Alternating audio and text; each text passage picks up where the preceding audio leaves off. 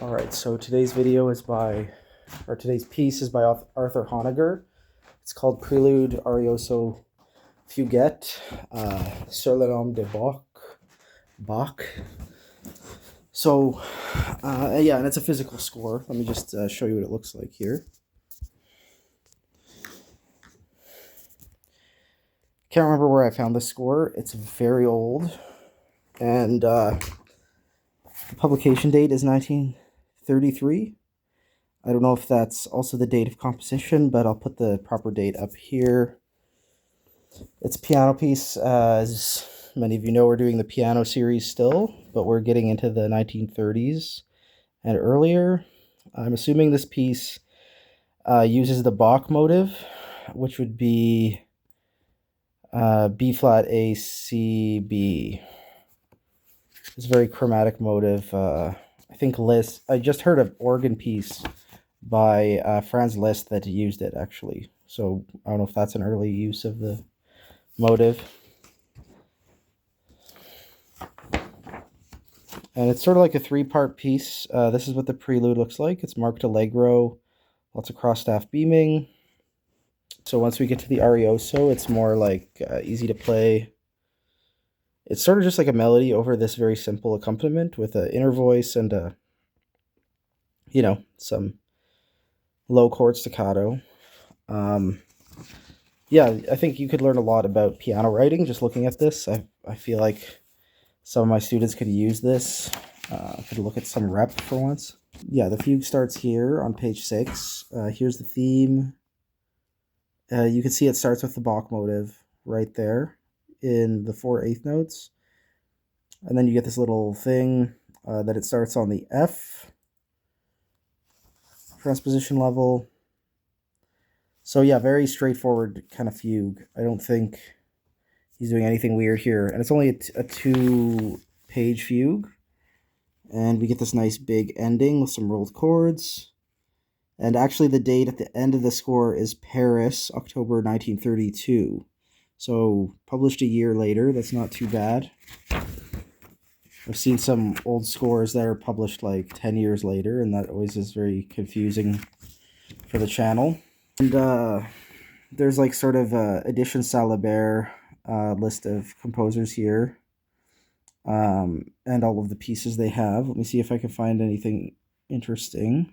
They have Copland's Passacaglia. Not familiar with that piece. They have some Mio. 4 romances on parole. Yeah, they have all the sati you could want, right? The Gymnopédie, the Nocen, the Nocturnes, and the Preludes.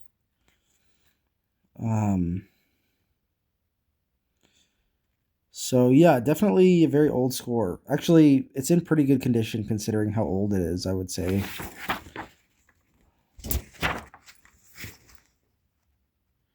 And then this is a list of, I think this is a complete works list of Honegger, or at least like what the publishers would have known of. So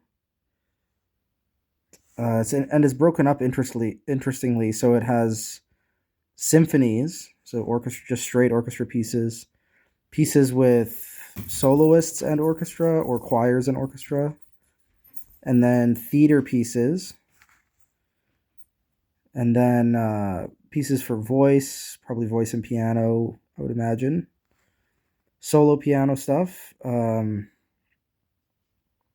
you can see the piece here under piano. The other pieces on the list are 3 brief pieces, Toccata and Variations, Le Cahier Romand, Hommage à Albert Roussel, and Rugby. I like that title. And the Concertino. Then he's got some pieces for violin and piano and 1 piece for solo violin. And then a piece for a cello concerto reduction and a piece for cello and piano. Piece for solo flute. Reduction of a concerto for flute, English horn, and piano. Clarinet and piano is, I guess, a sonata for clarinet and piano. And then the chamber music is 2 of his string quartets, 2 flutes, clarinet, and piano. Some piece. That's a really weird instrumentation, and then also a piece for violoncello duo. Yeah, so kind of interesting. I miss scores doing this type of thing. Like, it's hard to nerd out with modern scores, especially when you have a PDF. You usually don't have this stuff. So I'm gonna say a little bit about Honegger. I'm gonna have to pull up his Wikipedia because I don't really know much about him. And yeah, I guess I'll just talk at the camera for a bit and then we'll get listening. I've never heard this piece before. I've tried to sight read it at the piano before and failed, apart from playing the Arioso. So I don't really know what it sounds like. Sorry if I'm looking down a lot. I'm going to be looking at my laptop here. So Arthur Honegger was born in 1892, died in 1955. He was a Swiss composer. I didn't know that. Born in France and lived a large part of his life in Paris. He was a member of Les Six. That's where we've encountered him before. I think we looked at we looked at a piece by Mio, who was also a member of the Six. His first symphony was composed around the time of this piece, like 1930. He finished that, and it was premiered in Boston and then Paris. So this, I don't know if that's the start of his career, but it's definitely a big moment. In 1932, same year that this piece was composed, Honegger published Pour prendre congé. I'm so sorry if I'm butchering that. But it's an article in which he complained that his music was not understood. He felt he was at a dead end. And then when Hitler came to power, Honegger's works were banned in Germany and later in any other country that was annexed. He took a clear stand against the Nazi regime in an article in June 1939, I guess a magazine article. In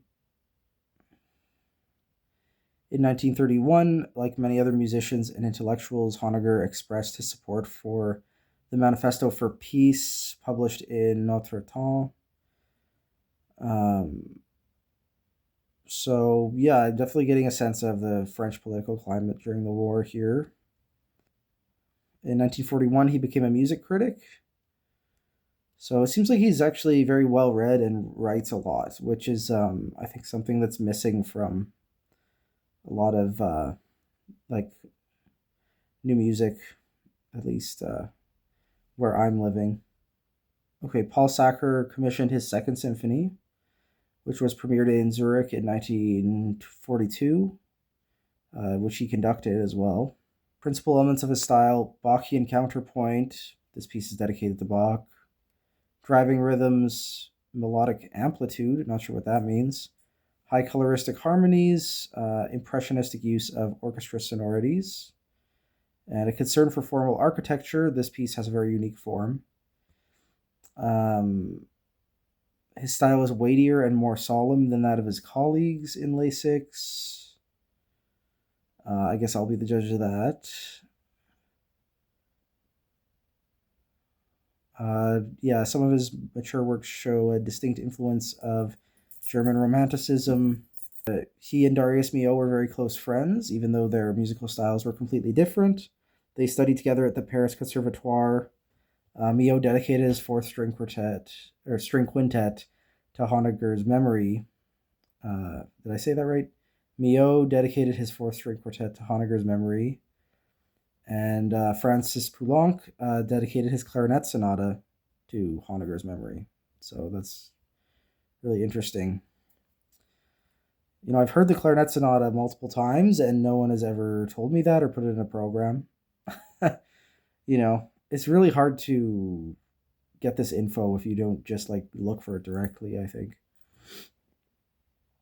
No one wants to portray composers as people in their programs.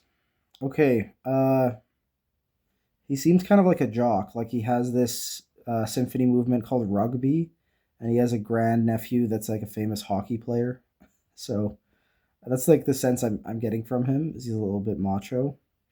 We're getting pretty far back in time here, so this is just like high romantic music at this point. But still 20th century, and I think like I'm glad I can sort of feature him on this channel because I don't have any other scores of his. So yeah, let's have a listen.